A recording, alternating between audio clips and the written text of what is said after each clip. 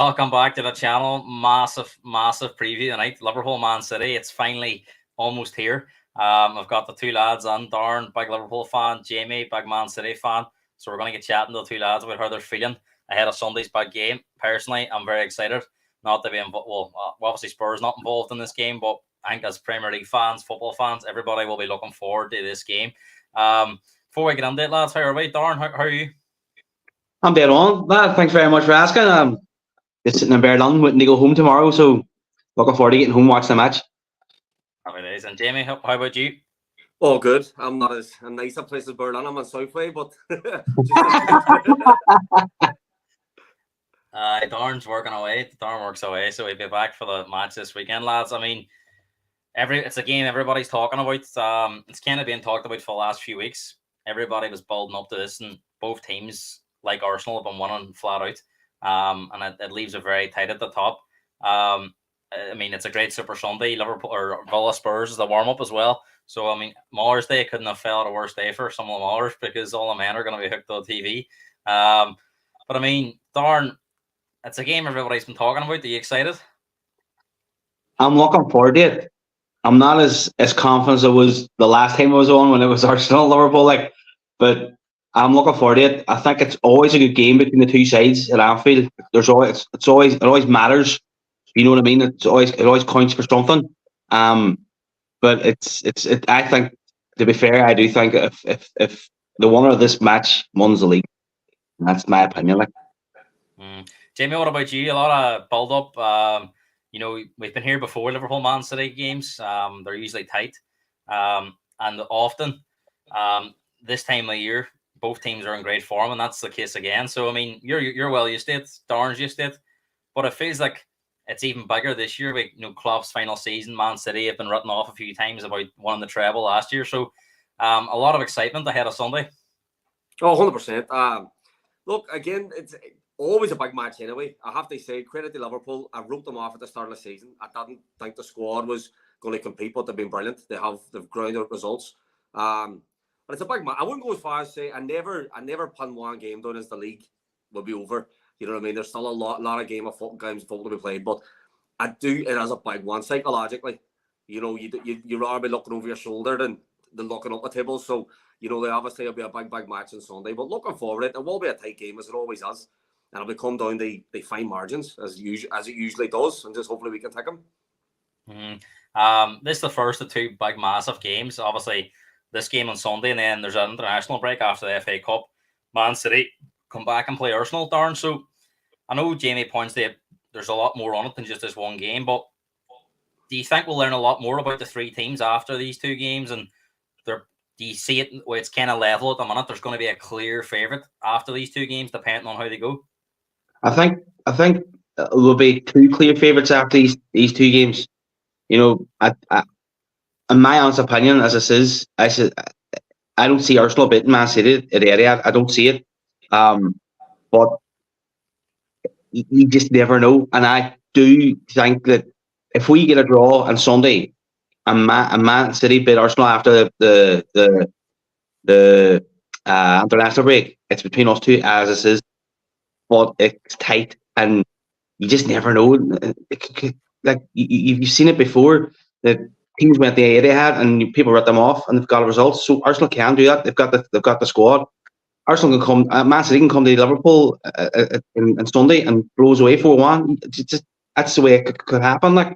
Or Liverpool Salah could turn up on Sunday and just be Salah and score two absolute stunners and put Man City to bed.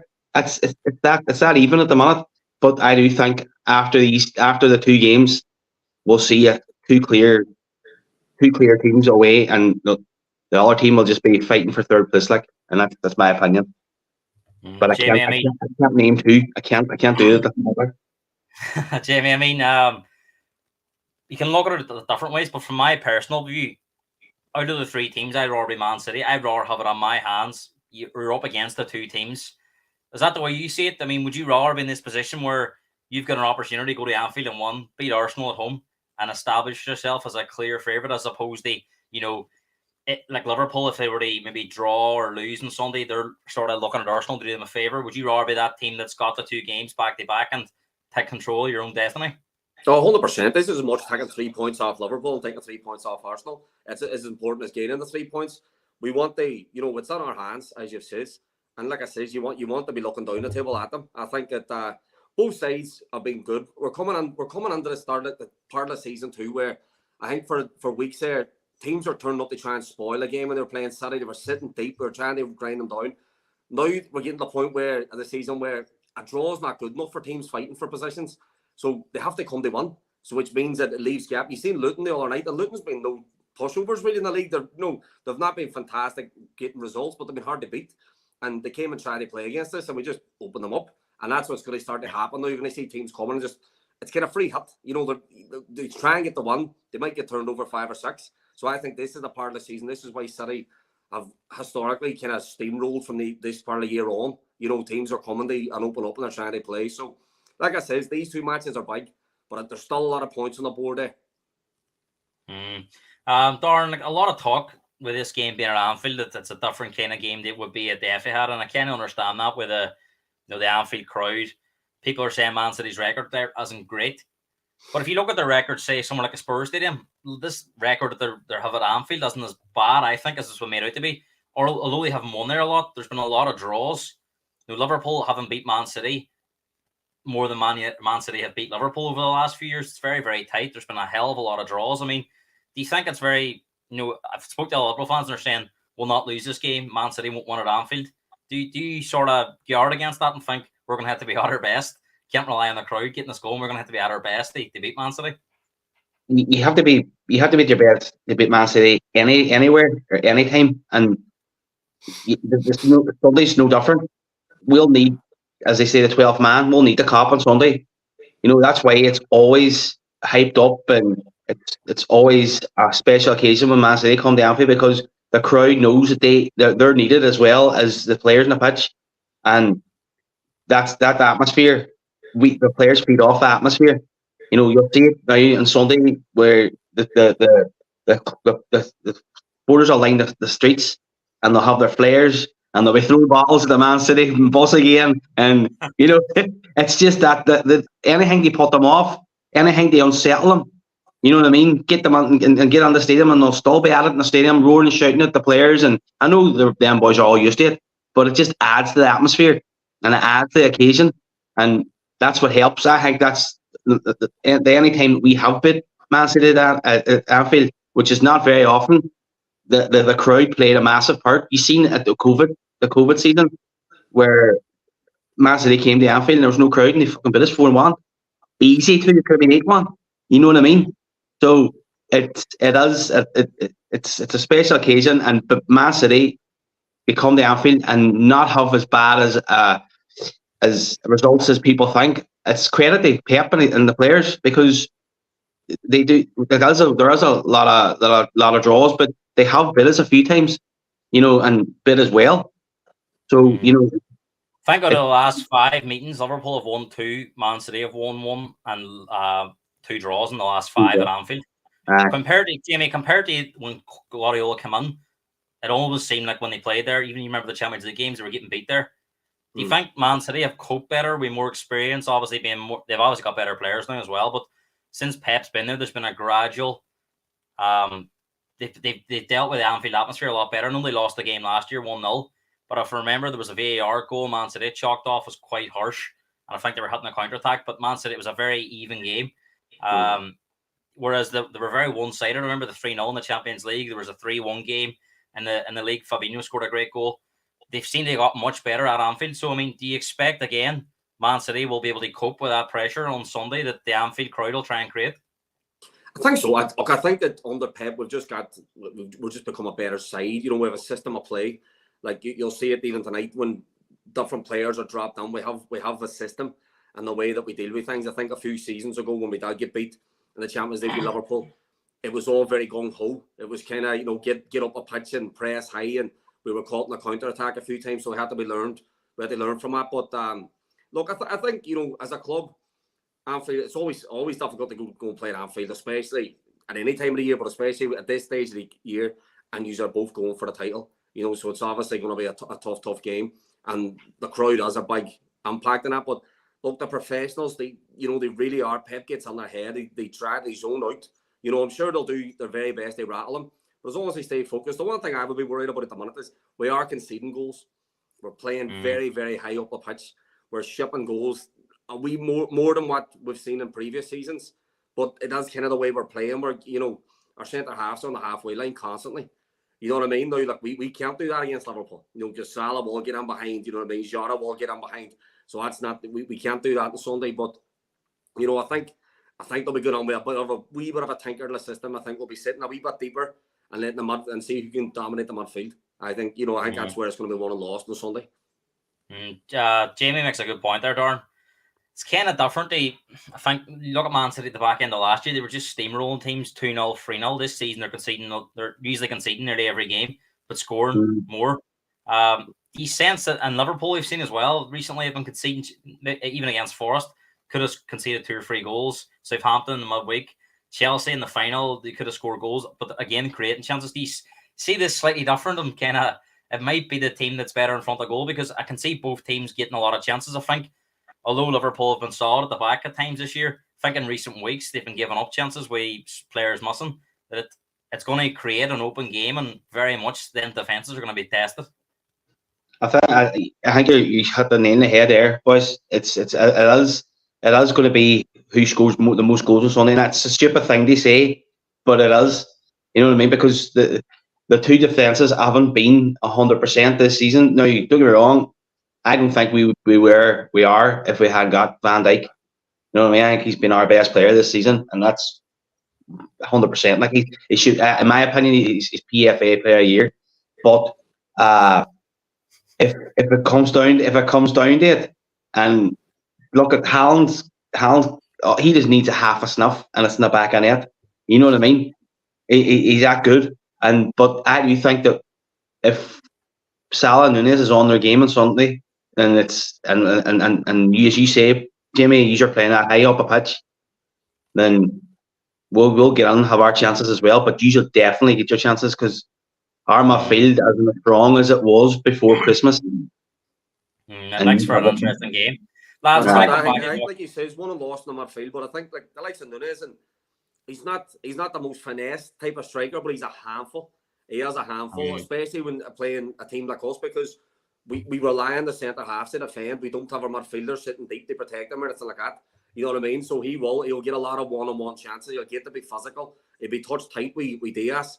You know what I mean? And chances won't fall for him. Like so, they'll make for a good game. Really well. Darren, Salah trained today. Looks like he's going to be back. He's included in the squad for the game tomorrow night in Prague. Yeah. Klopp's taking quite a strong team out there. I kind of think he's forced into it. He's got obviously a few players missing. What kind of confidence does that give you that you see Salah in that starting 11? Which, if he's training this early in the week now, you'd assume he will be there on Sunday. Him and Nunez back. Does that give Liverpool a different feel? You looked at it on Saturday against Forest. Gap go up there. They don't have the same fear factor, do they, when Salah and Nunez ain't in the team? It's a massive lift for the supporters in the team. If that man walks out in Anfield on Sunday, him and Nunez start, you're thinking to yourself, we've a half a chance here today, boys. If we play our strengths, we have a decent chance. When the two of them are playing together, no selfishness between the two of them. I always see Nunez has got 11 assists this year and 6 of them are for Salah. You know what I mean? I do think we've a good chance of, and the team will feed off that too as well. If them boys are up there, you seen long ball against Brentford. You know what I mean? All Tucker's back in it. They're that quick up there. So I do think it's a massive love for the team and a massive love for everybody if he's walking out on Sunday against Man City. It's like Man City bringing Haaland back. That's what it is. You know what I mean? That's how big a lift it would be for him. Like we Salah, for me, Salah. If I was Klopp, a half-foot Salah will be starting on Sunday, just because he only needs that one snuff. You know what I mean? He might not be able to run defenses ragged if he's not sharp, but in front of goal he's dynamite. You know what I mean? So what's that? He knows what net is, I'll tell you that. 100%, Especially against Man 100%. City. And he only need, no, fat or not, he only needs one to drop from there as the box. And he's an hour player. You look at his record against Man City, Man United, Spurs, Arsenal, Chelsea. Aye. He does it in about games, and that's the difference. Lads, we're going to come back to talk about the game. I know back in November, Jamie, you and Callum didn't agree on much. The 1-11, the combined 11. So we bit different tonight. With Klopp leaving at the end of the season, I want to talk about the two managers. Which do you think, Darren, out of the two, leave a longer lasting legacy? Now, we know Pep's won more trophies, but if you measure that against the achievements of Klopp at Liverpool, and he might still win more trophies before the end of the season, as may Pep, I mean, who do you think has left a bigger impression on the Premier League out of the two? It's not being biased, but I think Klopp will, because Man City was winning leagues before Pep came. You know what I mean? They won a league under Mancini. They played. I don't think they won any under Pellegrini, but they were still up there challenging. But before Klopp, they won one under Pellegrini. Well, they won one under Pellegrini, and then they had Man City. They had Pep came in, but no, Liverpool then won a league in 30 years until Klopp came. You know what I mean? And he'll never be forgot about for that. Champions League, two Champions Leagues. 3 Champions League finals, loved at one of them. You know what I mean? You have to say the man has won everything. He came and he says he's a normal one. We'll won the league within 4 or 5 years, and he look, it took him for 5 years to win the league, but he says he'll won it, and he won it. You know, and he hadn't got the same look. It's one of them things. Oh, Man City's got all this money. Aye, that's fine, but you still have to get the players to play for you. But Klopp hadn't got the money that Pep had. I know Man City hasn't spent 80, 90, 100, well, £100 million player they bought, but they haven't went mad. But they've got the wages, they go mad, if you know what I'm saying. And but Klopp has brought on players like look, he brought on James Milner for free from me. But he didn't. And he made James Milner. He could play right back. He played in centre half one time and everything. You know. He got the best. He got the best out of everybody. You know, look at Jordan Henderson. People thought Jordan Henderson was a dud. Dalglish brought him on, and I was like, "What's going on?" Man was the captain of Liverpool. Like, they took armband off Steven Gerrard. And Steven Gerrard says that's the man for the job. Like, you know, so he gets the best out of players. He doesn't need to bring on superstars. Now, don't get me wrong. He spent lots of money too. I'm not going to lie. Like, he's got goalkeeper was 65 million. Van Dijk 75, you've got Nunes, stupid money, but look what he done with Salah. You know what I mean? Salah 35 million. Also had to sell Coutinho to fund Alisson and Van Dijk, so there was a bit there you go. So definitely up there. Jamie, how about you? I mean, there's no doubt Pep's won more trophies. But there is that argument that he had an easier route. You know, he had a bit more money. Man City were already set up. They won in terms of they won under Mancini, under Pellegrini. That didn't dominate as much. And the reason I bring this on because I want to talk about I'll let you give your say, Jimmy, but the effects now of Klopp leaving and possibly Pep after, because you can throw all you want at Pep, but I don't think Man City will dominate as much as they have when Pep goes. I think yes, they'll win leagues, but I don't think to this scale. So I mean, they do what Pep's done. If they would have won the league this year, they would have won it 4 years in a row, never been done before. So it's an interesting topic. How do you see it? Look, I know, again, I'm going to side with my own and go with Pep. And the reason being is that, you know, you take the trophies aside. I know we were kind of on an upward trajectory under Mancini and Pellegrini. It was a wee bit up and down, and then when Pep came on, it just skyrocketed. But as a legacy, I understand the legacy of your club, but as regards in football, there's no doubt that Pep's changed football. You know, from his time at Barcelona to his time at City, he's changed the way teams play. He's changed formations. He kind of brought out the false number 9, and you know, but then he's kind of gone right back now this season, the last 2 years using Haaland and out number 9. But for me, if you look at it from the players that have left the club, I think you can kind of put it down in 2 ways. I think Pep is a better coach, and he makes better players. Where I think Klopp is arguably a better man manager, and he will get you in a far better system. And the reason I would say that, if you look at the boys that have left City, even the boys that have left the City Academy, have gone on and played at a high level in the Premier League. Look at Douglas Luiz at Villa. You know, never really played much for City. You're looking at the youngsters that have gone on and the boys that have come on, and done well. But then you look at Liverpool and the boys have left, and Manny hasn't really done anything since he's left. Henderson's been pretty poor. I know he was past his best anyway. Wijnaldum never really done anything. Coutinho, it just leads me to think that he's not making these boys better players, but what he does do is he makes as a man manager, he gets them under a unit, and he gets them playing his way, and he makes them unstoppable. He makes them a force, and that's where his strengths lie. Where I think Pep is more individual. He gets to play, makes better players, if you know what I mean. But that's not to discredit anything the Klopp does in any way, shape, or form. Because, like I says, he's done fantastic, and I think I wrote Liverpool off at the start of the season, and I look at that squad, and I don't see world beaters, I don't see champions, but what he's done with them, and he's got them playing, he's got them steamrolling teams, he's got them going out and just being that us against them mentality maybe Mourinho used to have, but that's where he makes a unit and makes him a real force to be reckoned with. But Pep, I think his legacy is a wee bit bigger just because he makes the players better, and when they go on the other teams, it carries. So I think that kind of the Pep, what's the best term? Like the tentacles of Pep will be moving. And I know the different clubs, you know what I mean? Like other than club, but that's the only reason. It's not about the success. It's not about the trophies. We were on it to direct there anyway. It's what he's done for players. I think both of you made great points there, lad. So he's answered that quite well. They touch off on this topic. We know Klopp will be leaving at the end of the season. Now the name on every Liverpool fan's lips is Xabi Alonso. We've heard in the last couple of weeks from Florian Plettenberg, the known German journalist who is close to Bayern Munich fan, sometimes named us. He was across the Hurricane story all summer. He has been claiming that Bayern Munich are the first choice for Alonso. Now, Liverpool fans have taken that with a pinch of salt. Don't buy into it. And I can understand why, because he was kind of gating the Spurs fans all summer and tortured them. And he's not a likable fella if you're against him. But on TalkSport yesterday morning, Konstantin Eckner, who isn't associated with Bayern Munich, but in the German media, has also says that Bayern Munich are ahead of Liverpool in the race. And the reason that is because Xabi Alonso is looking at Bayern Munich as a better option in terms of right now. Darren, what's your thoughts on that be? Is it worrying that although you could have such great success this year, it kind of scares off an Alonso coming on? If Klopp goes on to win the league this year, he's already won the League Cup, won the FA Cup, and say won the Europa League.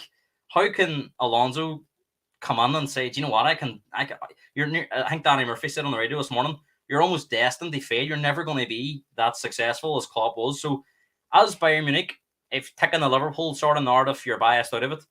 If you're Alonso and you're looking at it and even as Bayern Munich a better option, they're struggling right now. They're not going to win the league. He can't do no wrong at Bayern Munich next year, can he? It's scary if you're Alonso to go and fall in them shoes of Klopp's after what he's done, and if he does what he's wanting to set out to do this year, he's won everything. Any potential manager would be like, I don't know if I want to go on there, because the first time we get here that Alonso was also on his head thinking that the Liverpool job is going to come up again. It's not he's a young manager. There's an opportunity, and he might see, you know what, let an our man go on. He mightn't have as much success as Klopp, and then after maybe winning a few leagues at Bayern Munich, I can come on and pick up the pieces. So I mean, is it the smart decision from Alonso to go to Bayern Munich? I think it. Look, I always go with my heart. My head, I just don't. I want you to take your Liverpool bias out of it for this question. Well, I will. Right, I'll go with my head and say, and I'll say it. If he does that, it's probably the smart move, because why would you want to go on and dent your own legacy? We're not fulfilling the like every Liverpool fan will be expecting him to win leagues when he comes on because of what he's done with Bayer Leverkusen. You know what I mean? So, and if he doesn't, he's a failure, and that's the way it'll be. Like, you have to give him a year, and you give him a year, nothing happens. Right? Give him a transfer window. Give him a transfer window. After that year, nothing happens. And then he's thinking to himself, well, I shouldn't have done what I've done. I should have stayed where I was, or went to Bayern and built them up and then came. But it's hard to even think. I heard that Liverpool have already got their manager. It's done and dusted, and they're just waiting for Klopp to go before they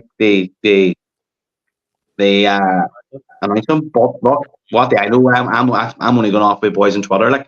So, Jamie, you're a coach. I know on a very, very low level compared to what we're talking about here, but you have a feel What for do it. you So you, yourself, you know what I mean. We both managed at youth level. D double honors last year.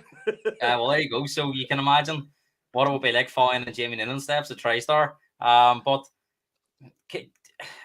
put yourself in Alonso's shoes right now.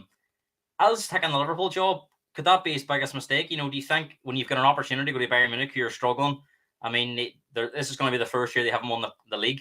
His family are in Germany. He's got young kids in Germany. Is it the sensible move to go to Bayern Munich, win a few trophies, and let somebody else take on that Liverpool job? More than likely won't do as good as Klopp. Probably 99% sure he won't do as good as Klopp. And then come on after that. Is that the best move Alonso, you think, could do? Well, first of all, when you said about me coaching, I thought you were going to ask if I wanted the job, but Jamie Noonan throwing his name on there for Liverpool job, lad. So anybody recommend him? The Alonso one's a weird one. I've not heard Alonso even mention Liverpool himself just yet. And if you remember back, Alonso wasn't treated all that well by Liverpool when he left. You know, he publicly tried to get rid of him a couple of times. He signed Gareth Barry, and you know it was Rafa. Rafa. And now that the way Rafa treated him is not the way the fans look at him. I know what, and he's loved by the fans, but I don't really know what his feelings as towards Liverpool anymore. I've never really heard him speak. You know, I've never really seen much of him about Liverpool. I know the fans still hold him dear, but I don't know where his heart lies when it comes to Liverpool anymore. He's played in the that thing that they have every year at Anfield. He's played in that every year, so he's still about. Like, I think it's a funny situation because Jamie makes a good point there, right? That although the fans may like him, and I've heard a lot of Liverpool fans say we're going to give him time, we're going to give him this, but as you say, Darren, if the first year isn't that great, they're not going to wait around forever. Liverpool, although their expectations mightn't be as high as it were under Klopp, they're not going to go from finishing first to accept finishing sixth for fifth. They're going to be at least expecting top four and winning cups, and then eventually winning the Premier League. This is Liverpool, so it is almost like a poison chalice job, Jimmy, isn't it? 100% does. But do you know what? So's the Bayern Munich job. Like you've heard the way they talk about the coaches, the way the media, where the board get on the manager's back, the way they publicly slate players when they're not performing. It's not. Both of them is a very, you know, it's up in the air which will be the tougher job they take. On paper, I would take the Bayern job because if you look at the squad he has to work with, you know, straight away you're thinking, right, you're going to have success immediately. You're looking at Liverpool again. This is credit to Klopp. I don't look at that team as a bunch of world beaters. I don't see boys coming in and just them fitting his way like that and away they go. So I do think the Bayern job would be better for him personally. I think he should just stay where he is. He's a young manager, and both these jobs, you know, it's like a game of snakes and ladders. When you take on a big European club, you end up dropping, you know, a couple of bad results, you end up right down the bottom again. You know, he's doing something good at Leverkusen. He's got good players at his disposal, and you know, it's one of them. I would personally think he should probably stay where he is. But like you says, he's in Germany. He's looking like he's going to win that league this year. You know, and if he could go and sidestep and take over Bayern and then win it again, it only enhances his reputation. You know what I mean, as well. So, but it's a strange one. I just don't see him at Liverpool. I don't see him at Liverpool next year. I think Liverpool will go a wee bit more tentative. I think they might look a wee bit more homegrown. I don't know where that would lie. Well, this is it, Jamie. I think Simon Jordan says on the radio today, he goes, I wouldn't be surprised if Liverpool's interest from the English media and Alonso's overstated and they're looking at somebody else because he's actually only managed 71 competitive games. If you look when they went for Klopp had won, he'd won at Mainz, but he had won at Dortmund, the league. He'd been in the Champions League final. He had a lot of more experience.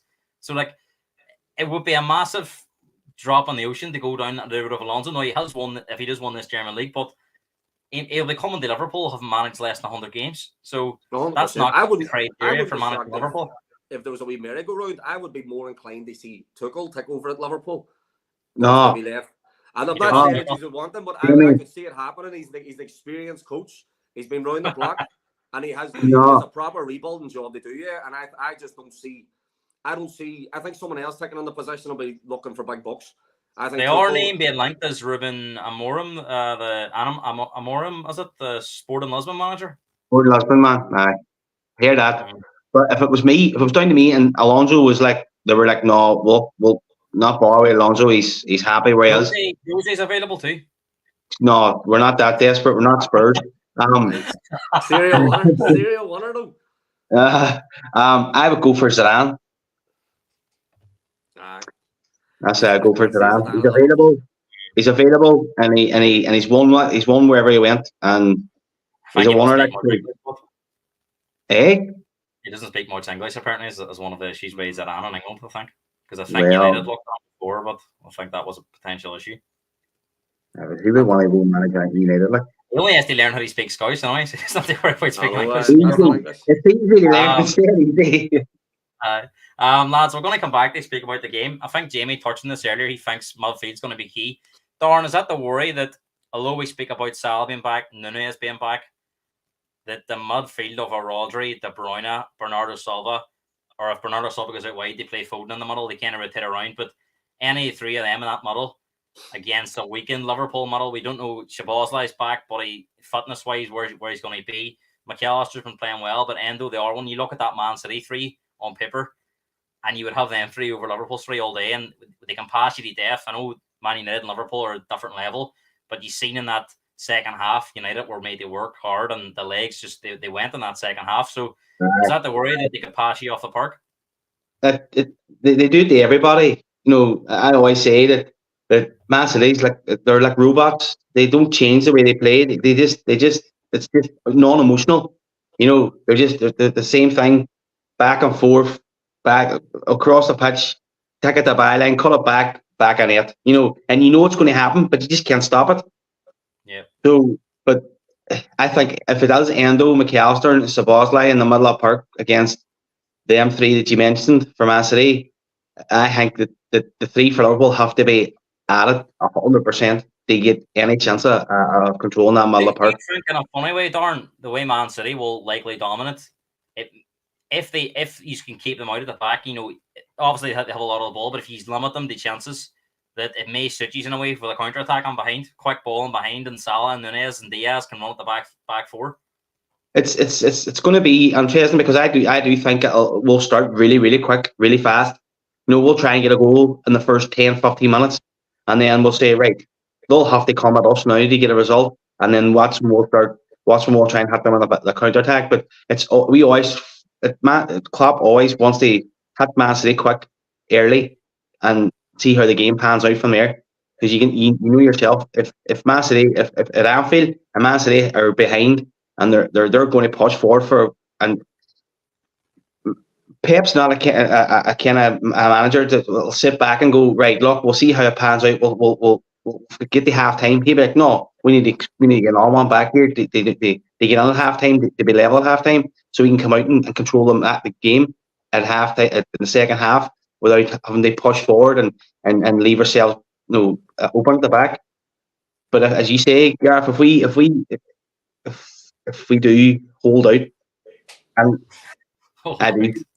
No, but that is against Man City. Everybody says that. Oh, I fancy it because Man City's not playing 100% the way they usually play every season. They've got their weaknesses at the minute, but it's still Man City. You know, I still think Phil Foden's probably the best player in the Premier League at the minute.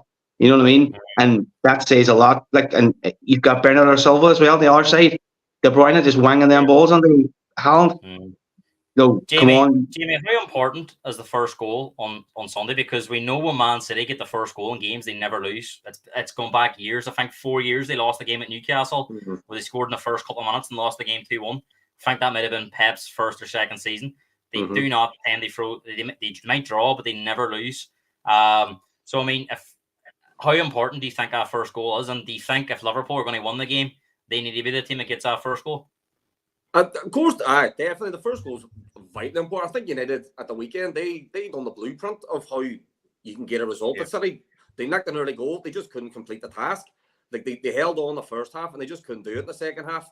You know what I mean? So it's like we can't afford that. We Liverpool. No, if they knock an early goal, I think they'll be harder to break down. You know, if they want to park the bus in the box. 21 points from losing position this year, Man City, the most in the league. But that's again though.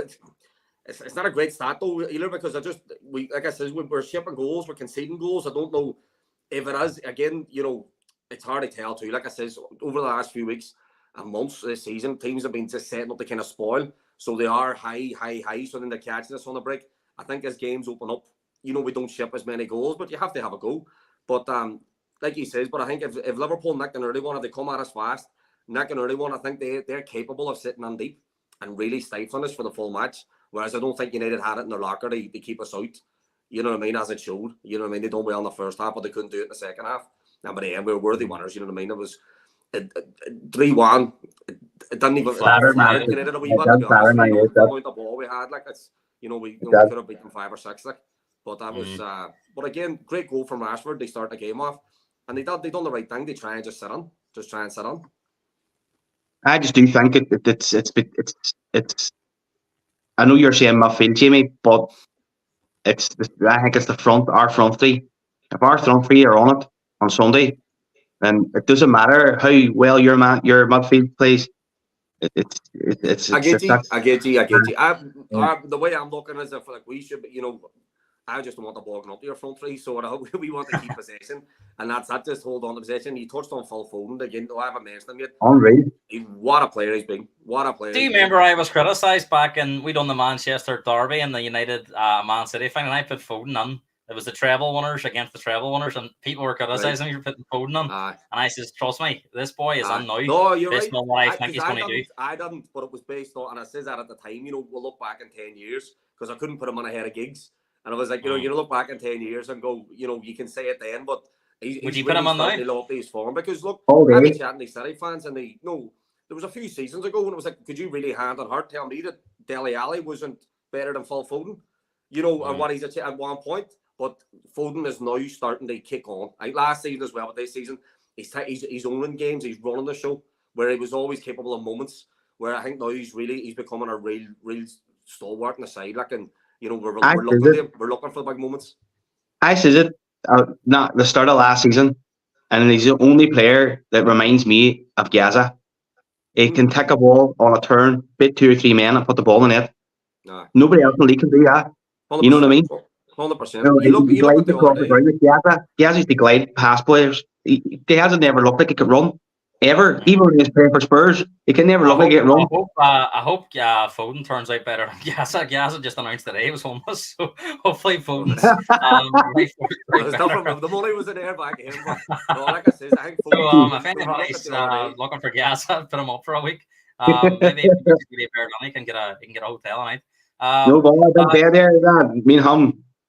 He's gonna have the whiskey tonight. Lads, how do you see the game going on Sunday, Darren? We'll start with you, the home team. What do you think what's your score prediction for the game on Sunday? 1-0 Liverpool. 1-0. I do think it's going to be tight, but and I think Salah will score. He always does whenever it comes to Man City. He always does. Same as last year, Anfield 1-0 Salah. 1-0. I do think it's going to be tight. If our front three play well, depending who's play, I think Núñez and Salah starts. I don't know who else will play up alongside him. It's probably going to have to be Diaz. I wouldn't play Gakpo on Sunday. But if our front three click on Sunday, then I go 1-0. And you're not going to beat Man City 3 or 4 like, but 1-0. I'll go for him at Liverpool.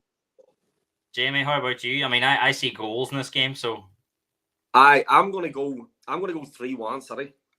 And it's a hard fought 3-1 at that. I think that's not a walkover 3-1. I think it'll be close for big patches of the game. And I think that we have, as long as we get the first goal and we can get out and do the business, I don't see us getting through the match out. Liverpool scored, and I think it'll make for. And I think both teams will come to play, and I see that's when we'll find our joy. And I think we'll finish 3-1. I'll be happy. Van Dijk and Haaland be good to watch on Sunday. Like, well, 2 of them are playing really well at the moment. 100%. I think it's going to be goals. I just see goals in this game. The way both teams are playing at the moment, and Liverpool aren't going to keep. Kelleher's not going to keep making these saves that he's making. He's a good keeper, but I just think if you give them chances, they Haaland and Foden and De Bruyne, like that's different level of fish. But I also think as well, if Man City start the way they did on Sunday, if you think I'm not, I know United only had a couple of shots in the whole game. There was 2 chances Rashford miscontrolled, and he was clean. If Salah or Núñez or Diaz get a chance like that, so I think there's going to be goals. But I just because of injuries, You're going to eat. Just because of injuries, I favour Man City 3-2. Just because fair of the enough. injuries, I think That's fair. Mudfield's going to be massive. James saying 2-1 Liverpool. Lads, let's talk before that. Obviously, before I do actually, you're quick. We'll do this quickly. Top three in order. Darren, how do you see that finishing? Liverpool, City, Arsenal. Jamie? City, Liverpool, Arsenal. I'm I'm going to touch on Arsenal because the last time I was on, Arsenal were grinding out results, and I remember saying, they were actually getting a bit criticised where last season teams fancied themselves against Arsenal and they were getting turned over. But then this year they've kind of set up now. In the recent weeks, I don't know what teams are thinking. They're coming out to try and play Arsenal, but they're just picking them off and they're scoring a shed load of goals. So I think Arsenal will still be on the hunt come the end of the year. I just think 100%. I just think they have that wee bit of naivety. I think they're still a young squad. I think they need to find their way a wee bit. You know what I mean? It's whereas we City and Liverpool both been there and done it. You know what I mean? So I think exactly. And I think Arsenal, that's where they will make the odd slip up. Whereas we can control games whenever we will not be throwing away leads the way Arsenal might. But you never know. But they're playing fantastic football too. To be fair, I do think that the occasion at the Etihad at 2 weeks' time, I'll get the Arsenal. I think Man City used it. That'll be the making or breaking them. So I do think there's not a bad warm-up game on Sunday for this. Usually you get one standout game, but quite a good Super Sunday this on Mother's Day, as we said at the start of the show. Villa take on Spurs, a massive game in terms of the top four is fourth and fifth. It looks at the minute like United aren't going to get involved. Looks very much that it's between Villa and Spurs for that fourth spot. And the other team may have to rely on the English team doing well in Europe to get into the Champions League. I mean, very tight there. I know there's 5 points on it, but Spurs do have a game in hand, albeit away at Chelsea, still a difficult one. But this game's got a lot on it. And Villa have been blowing hot and cold. Spurs the same. 1 week they're hitting goals past teams. Next week they're getting beat by Wolves. Villa were cruising at half time, 2-0 against Luton, let Luton back in and get a lit winner. So both teams are kind of unpredictable, and I think that adds to the entertainment value. I think this game will have a lot of goals in it. I mean, from Villa's point of view, Darren, you couldn't ask for a better opportunity. Home to your rivals, you're 5 points clear. I know Spurs have a game in hand, but you look at points on the board. They could be 8 points ahead with a win here. I mean, massive opportunity for them. And as Darren pointed out, or as Jamie pointed out with Arsenal, Villa are not used to being on a top four. So this is a massive, massive game for them. If they can beat Spurs, gives them an advantage.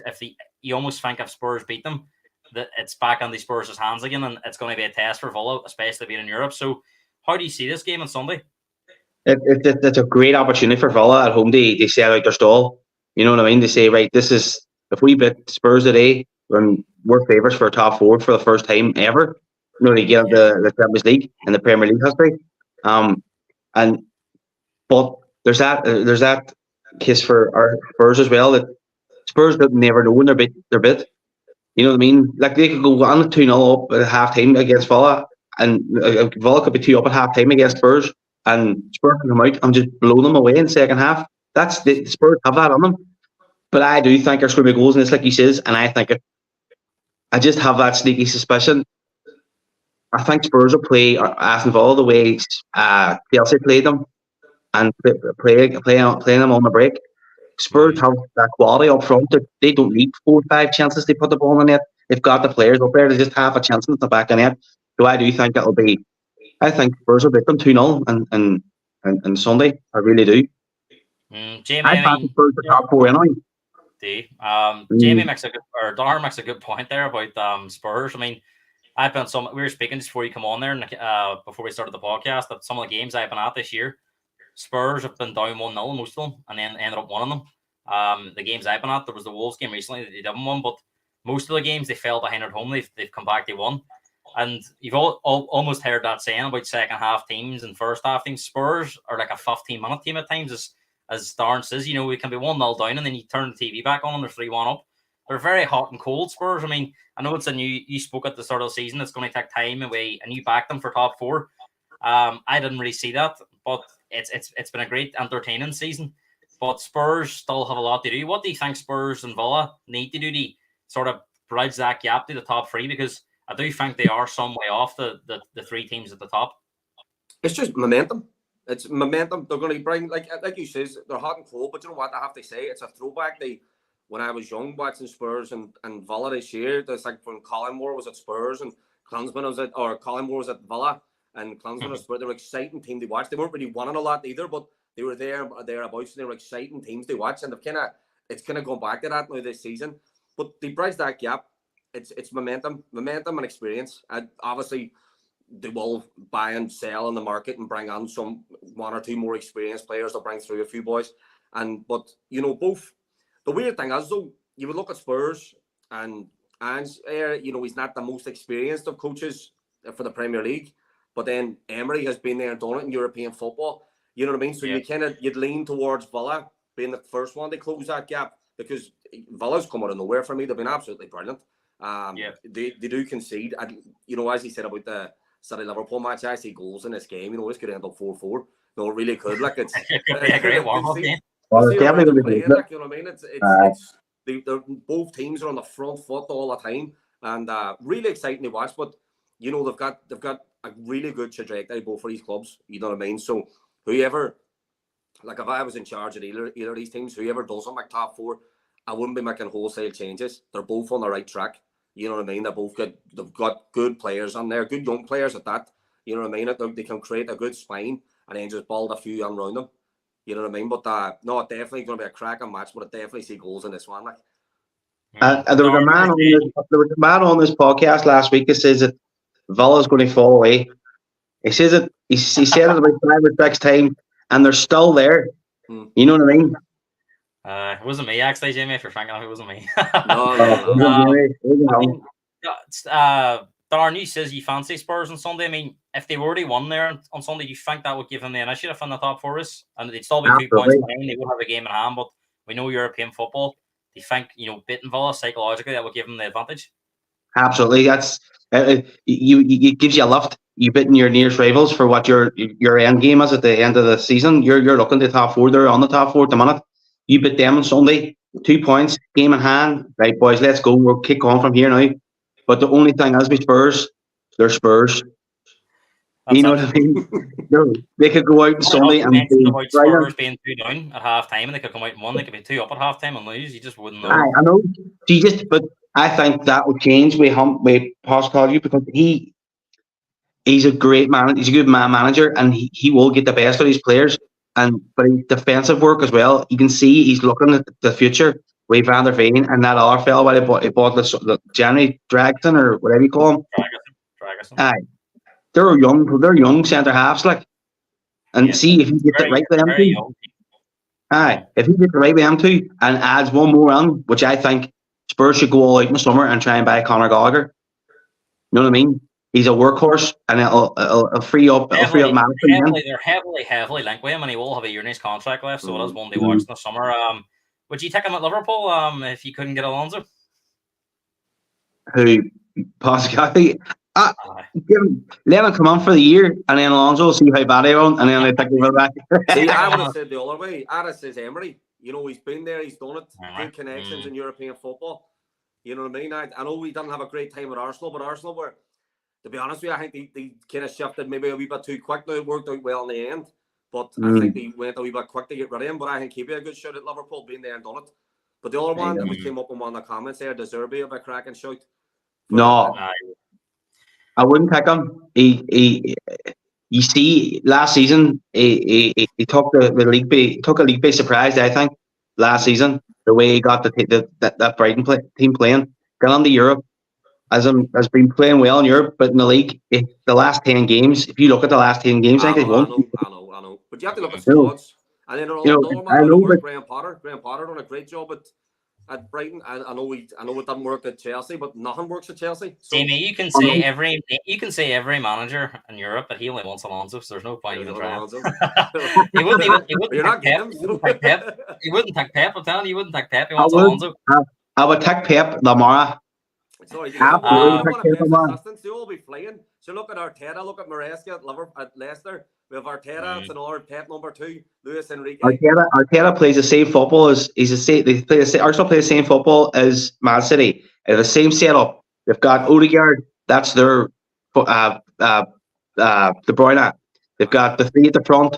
That was the same way that Foden and Silva play, and they've got their Havertz. That's the way, and they've got Haaland up front, and then they've got the three behind them. They've got their Declan Rice. That's their Rodri. Telling you, he sets up the exact same way, and that's why he's most teams do. Most teams do. You know what I mean? It's kind of he could be Arteta. Could be the next. He could be the next Man City manager when Pep goes. You know.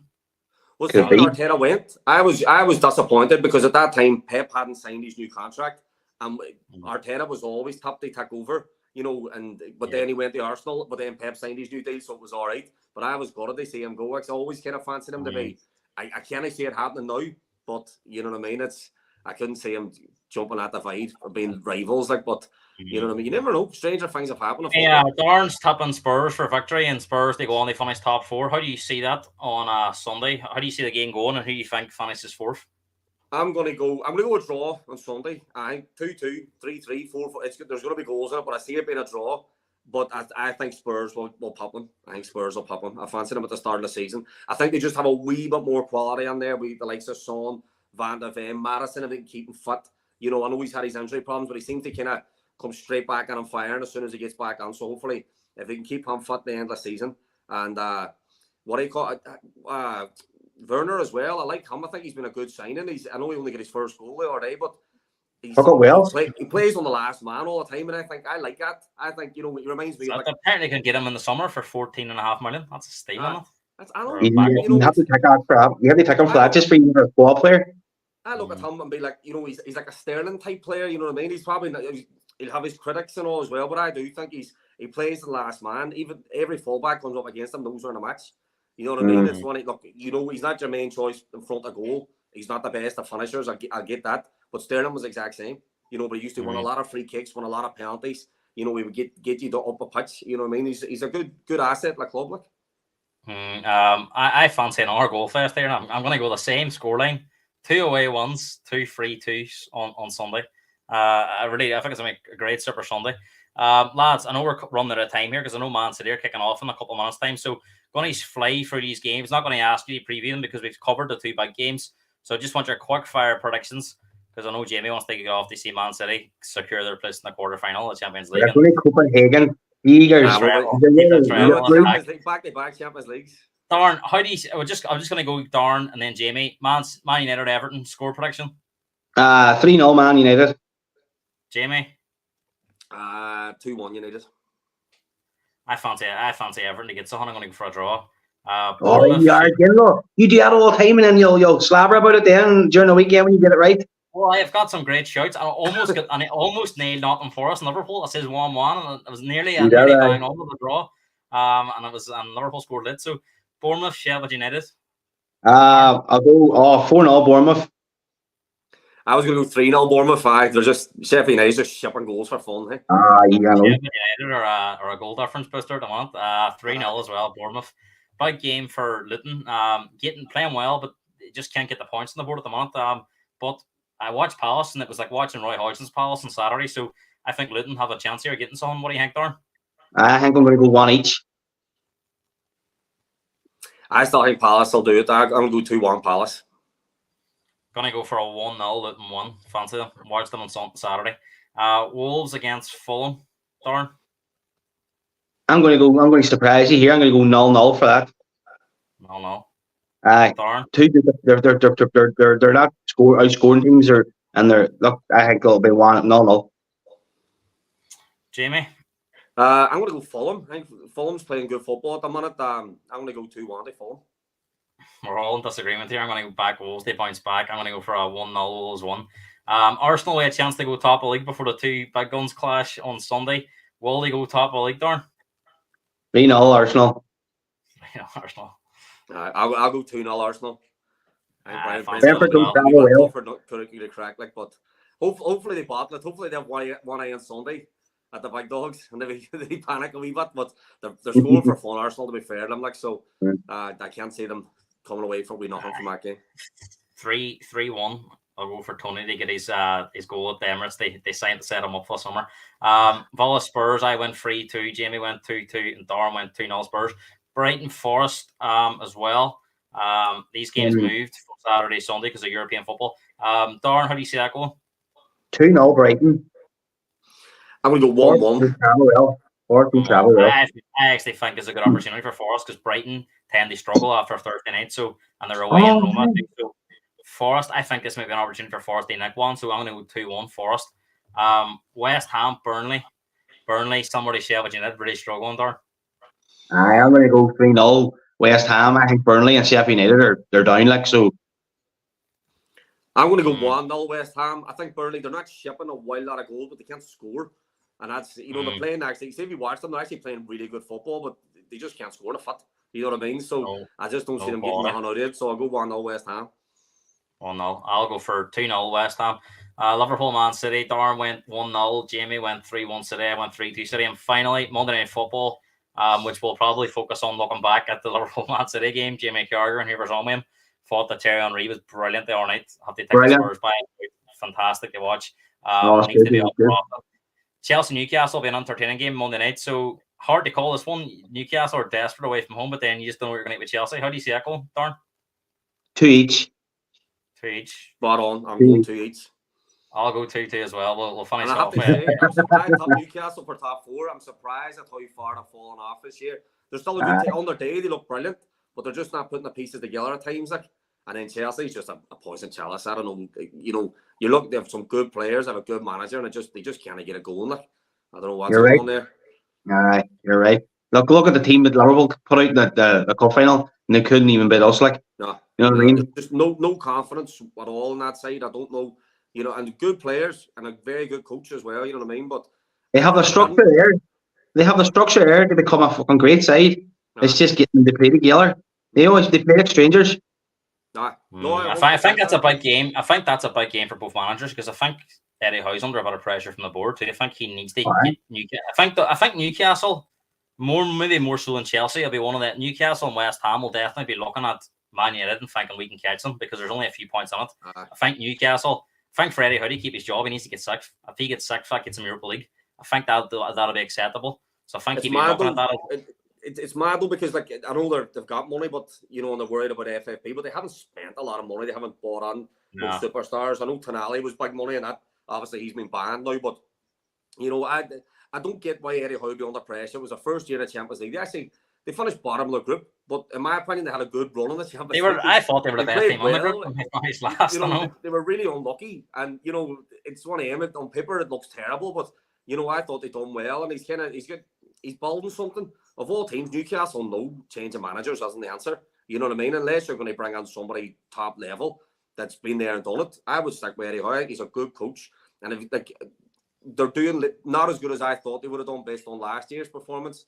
But at the same time, if you're looking at the players he's using at his disposal, they're not brilliant. You take Isak really out of it.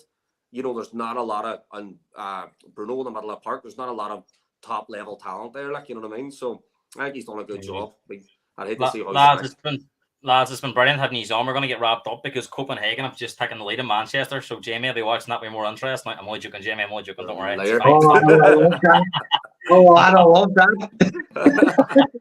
No, let Jamie get off and then he watch the game. Darren, brilliant as well having you on again. Good luck on Sunday, Jamie. Enjoy the game on Sunday. Hopefully, Mother's Day isn't much of a hindrance fees and he's have it all organised. We'll not let that get in the road. No, too much at stake. That's brilliant to have you on again. If you're new around here, make sure to like the channel and subscribe for more content. We'll be back on Tuesday night to discuss the weekend's football and much more. Boys, thanks very much and I'll see you soon. Peace out, lads. All right.